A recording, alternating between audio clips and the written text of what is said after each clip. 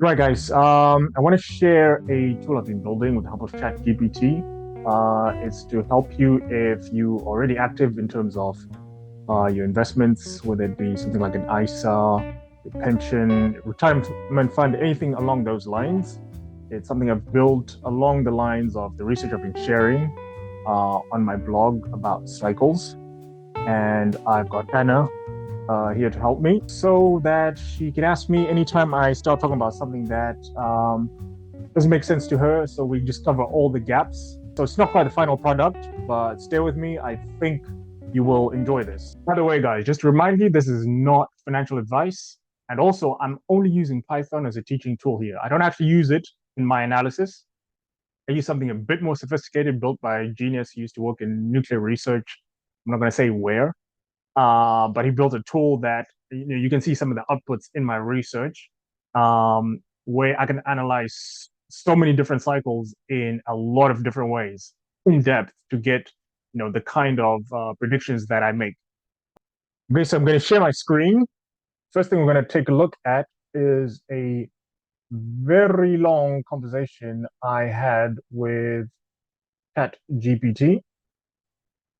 Also to act as an outline expander on a topic that for now may not mean much to you, past Fourier transforms.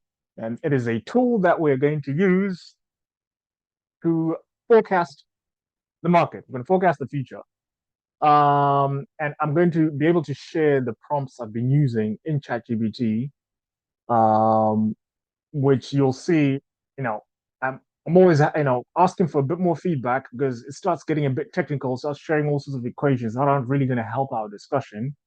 But partly it's because my prompts sucked. So as they get better, and I'm asking it to address an audience that is not technical in terms of mathematics and all things financial, I start getting, much better things out of it. So, for example, it starts giving me better descriptions of what exactly a fast Fourier transform is. But ultimately, what I wanted to get to is a case study of how we can use this mathematical tool to forecast markets. And this is related to a video I did a few months ago about how you can see sound and hear the stock market sonata, because that is the technology we're using here. We're going to treat the price series, whether it's of any economic data or the financial markets, as a signal, such as a sound signal. And then we're going to strip out the main elements of that signal. So you can think of, if you're playing a chord with three notes, what you hear is a composite sound, but that signal can be broken down, sort of reverse engineer the three individual notes to know what is actually driving that sound. That is basically what, when you see all this code that he starts giving me, that's what it's going to help us do. When you have the prompts themselves, you can actually read into a bit more of exactly what goes into making these. But I've compiled all the code, checked it because ChatGPT makes a lot of mistakes, and you got to go back and forth sometimes. Manually adjust the code yourself. I now have working code, and we are going to be able to go through that. Well, now really, let's dive in. For example, I had to ask it to rewrite for a high school audience, and now it starts giving us some more easier definitions, I'd say, right? A Fourier transform is a mathematical tool that changes a signal from its original form into a list of its frequencies. Think of it like turning a complex sound, like a chord, into the individual music notes. That makes sense. Okay. And they used every day in so many different settings, as I described in that in a video a few months ago. And we can use them in analyzing time series, like financial data, economic time series, to try and strip out the noise that is inherent in such series, figure out, are there any statistically significant patterns that we can use to aid us in our investments. Okay, so let's dive into this case study, right? So I've loaded the functions that I developed with the help of ChatGPT. and we are using the S&P 500. We're going to download weekly data and we're going to detrend it. I'll explain what that is in a sec. The first thing I want to do is plot this series, and that way we can give some shape to our discussion. Boom. Right. Top panel is a price chart on the log scale of the S&P 500. Yahoo's got data going back to the 1920s. Right. So we're looking at quite 100, almost 100 years of data here. The panel below is a detrended oscillator, the price series above. What does that mean? We've taken out the trend. You look at that blue line. Imagine drawing a straight line through it. Right? The market has been in a strong upward trend for eons. Right? We just want to see what are the average fluctuations around that upward trend. That acts as our signal. That is the signal we're going to analyze. This guy here. Right? Okay. Excellent. I'm going to add a few lines that will mark some of these troughs in the signal.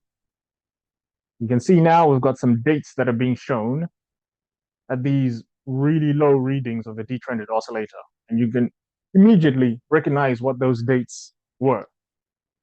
Let's go backwards. Bear market to 2022. COVID, 2020. Financial crisis. GFC, the tech bubble bursting. Crash of 87. Oil crisis, so on and so forth. Okay? You with me so far? Now let's get into some very interesting bits. Now we have a new chart, which I'm calling the period spectrum. On the bottom, these numbers represent weeks. I've drawn vertical lines that coincide with the highest peaks in the spectrum. What do those show us? Those show us, in a number of weeks, what the strongest frequencies in this signal. Okay, so we're going to take a detour back to high school math. Right? We have a simple sine wave here. What we call the period is going to be the length of time to complete one cycle. Here, it's showing you from one peak to the next peak. That is the period, or it could be from one trough to the next trough. Okay? I could construct, if you look here, top two panels, these are two signals. Second signal has a higher frequency than the first signal. In fact, I have specifically defined the first signal to occur 4 times within 1 year. Right? In the code here, that is literally what I wanted to have a frequency of 4. The second one, frequency of 12. In this panel, I simply add the two signals together. Mm-hmm. And this is what you get. Right? That is the composite of those two signals. In the third panel, I've added a little random noise to every point. But as you can see, it is still this same shape. Now just a lot more jagged. That has just come from two very basic signals. Now, fast Fourier transforms give us the ability to reverse this process. If we start with a complex signal like this, and of course, this is not really complex, it's basic as you see from the construction. Now we can start with a signal like this and end up with simpler version. Exactly. So when you look at our friend over here, right, you can even look at him here, there is our complex signal. That is just a much more complicated version of what's going on here. Very noisy. Extremely noisy. Economic data, financial market data are very noisy, which is what makes this process challenging, right? If this was so easy, then anyone employing this would be filling it. But there is our signal. And we want to see, can we break down this signal into something that looks like this? Because if we could, then you can figure out, okay, what are the best times for me to increase my allocation to my stocks, to my investment fund, to my, index fund. You're going to know it's these sort of times, right? I want to know what the lows are. Yeah. So I can buy the dip. There you go. You want to buy the dip. These are where the dips are going to be. Okay. So this chart is telling us what those major frequencies are. Right. In fact, the raw chart is the blue one. And with the blue one, it's extremely noisy, right? What we have here is literally an infinite number of signals that we're combining. What the chart shows is which ones are the major ones, which ones are, what are the notes can it hear the best? So in fact, we can actually filter out some of the noise by being more aggressive here. I just change a little parameter here and I replot the chart. And you see this orange is the filtered version. And you can see now it's picking out what it considers to be the strongest notes. And you can keep stripping things out that way. You end up with clear picture. There you go. Okay, so heading back to our original spectrum, we can tell you, for example, that this big peak here coincides with the kitchen cycle. You've heard me say that a billion times now. And yes, and subscribers, you've heard me talk about this, write about this cycle so many times. It is one of the fundamental economic cycles. We find it in so many different series, so many different financial time series, economic time series. This is one of the fundamental economic cycles. You should absolutely become very intimate with this cycle, because investing against this cycle will guarantee to lose you money. Right. So let me show you the next bit we've got here. Boom. What have I done here? We've taken those signals we've identified, right, the major ones, and just plotted a smooth simplified line. That's the simplified line. Let's just zoom in on the last few years here. And of course, you can see that the troughs align with the major equity market downturns, the major downturns in the S&P. We have not made a forecast so far. This is simply analysis of the past. Okay? The next thing we do will be a forecast, because we've pulled out the major signals. So now we can extrapolate this line into the future. And what that tells us is, if we have correctly identified the important notes, the major signals, it should show us when next to expect troughs, which they could be bear markets, or they could be small dips to buy. Based on the kitchen cycle. No, this one is based on a composite of many cycles, right? It's using what it believes are not noisy cycles from this. Right, later on, we'll isolate the kitchen cycle and see what that looks like on its own. Right, so here we go. Here comes forecast, the smooth forecast. Boom. What does this tell us? In a nutshell, this says expect 2 more dips in this year, right? Yeah. Here we are, about to start July of 2024. That will be the end of the year. Expect 2 more dips.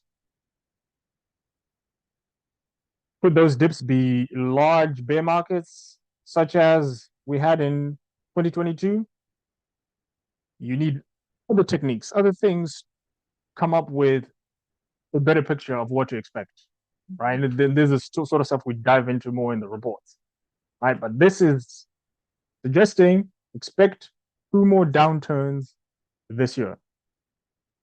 There could be some other fireworks come next year, but we don't really look that far out. It's got 6 months ahead of us that we're trying to map out. Okay. Right. In the thumbnail.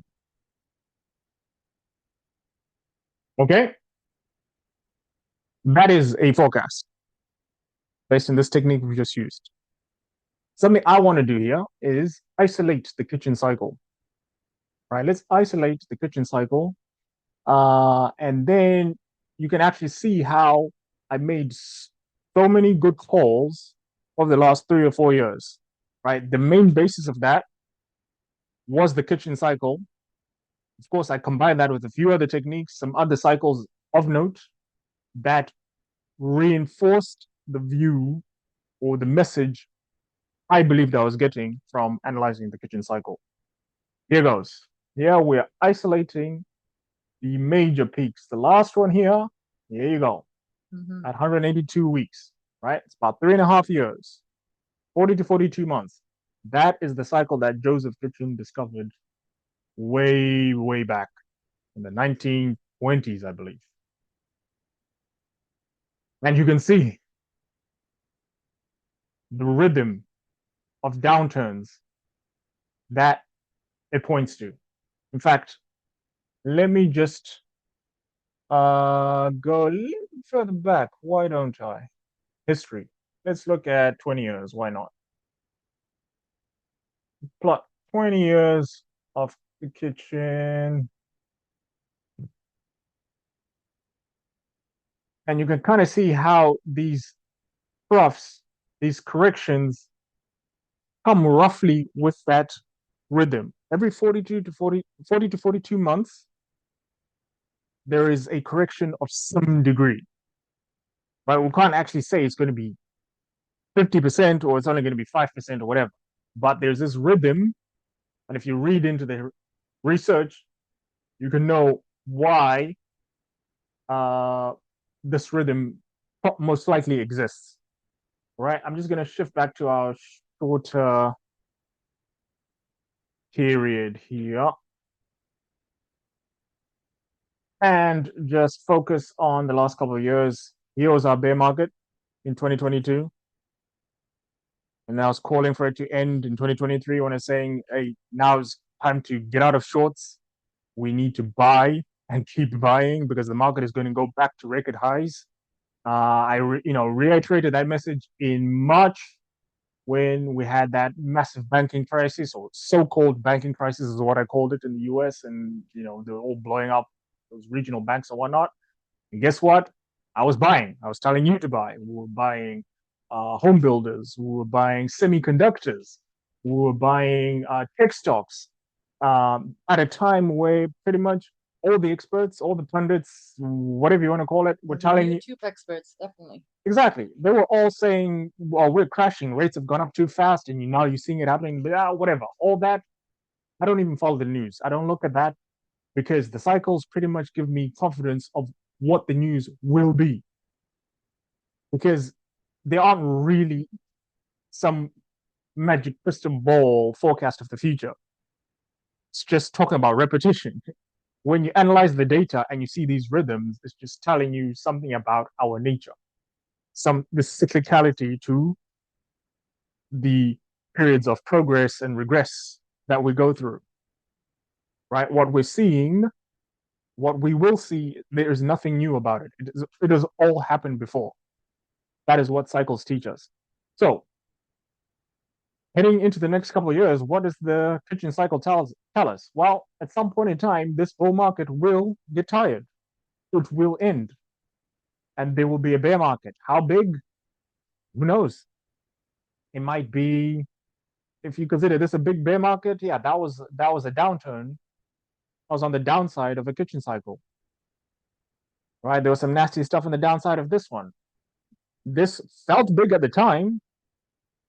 It definitely felt big. Now it doesn't look so big because of what's happened afterwards. So here in this window here, there will be something, and that's we're looking at next year into what maybe middle of next year into the end of 2026. We'll have to analyze and see what the data looks like the closer we get to it. But this current bull market will not run forever. It too will end. When it ends, there'll be some pain.